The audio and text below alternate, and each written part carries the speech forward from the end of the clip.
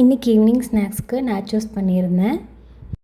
Nacho chips எல்லா தடவையும் வாங்குவேன் செய்யணும் அப்படின்ட்டு. ஆனால் நான் அதை வெறுமனே சாப்பிட்டு காலி பண்ணிடுவேன். இந்த தடவை தான் செய்யணும் அப்படின்ட்டு.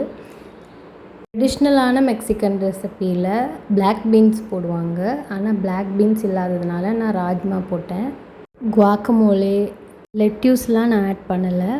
லெட்யூஸோட ஃப்ளேவரும் எனக்கு பிடிக்காது. அதனால் அதுக்கு பதிலாக கேபேஜ் சேர்த்துக்கிட்டேன். கொஞ்சம் தயிரில் மிளகாத்தூள், உப்பு மட்டும் போட்டு பன்னீரை கொஞ்சம் நேரம் சோக் பண்ணிவிட்டு இன்னும் டாப்பிங்காக சேர்த்துடலான்னு நினச்சேன். எண்ணெயில் லேசாக சாட்டே பண்ணி எடுத்துக்கிட்டேன்.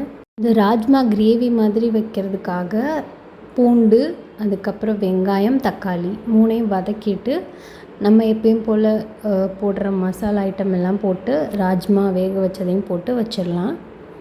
ஃபைனலி இந்த ஸ்வீட் கார்னையும் வேக வச்சுக்கலாம். அவ்வளோதான், ப்ரிப்ரேஷன் எல்லாம் ரெடி. இப்போ டாப்பிங் பண்ணால் முடிஞ்சுது.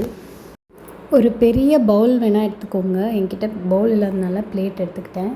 பேஸ் லேயர் நமக்கு க்ரஸ்ட் நாச்சோஸ் சிப்ஸ் தான். இது ரெடிமேடாக கடையிலே கிடைக்கும். இல்லைனா நீங்கள் மெய்ஸ் ஃப்ளோர் இருக்கும், சோள மாவு, அதை நீங்கள் வாங்கி கூட செய்யலாம். டாப்பிங்ஸாக நான் கட் பண்ணி வச்சுருக்கிற பல்லாரி, கேபேஜ், அதுக்கப்புறம் தக்காளி, கேப்சிகம், அது கூட நம்ம வேக வச்சுருக்க கார்ன், அப்புறம் நம்ம செஞ்சு வச்சுருக்க ராஜ்மா கிரேவி, அப்புறம் பன்னீர்.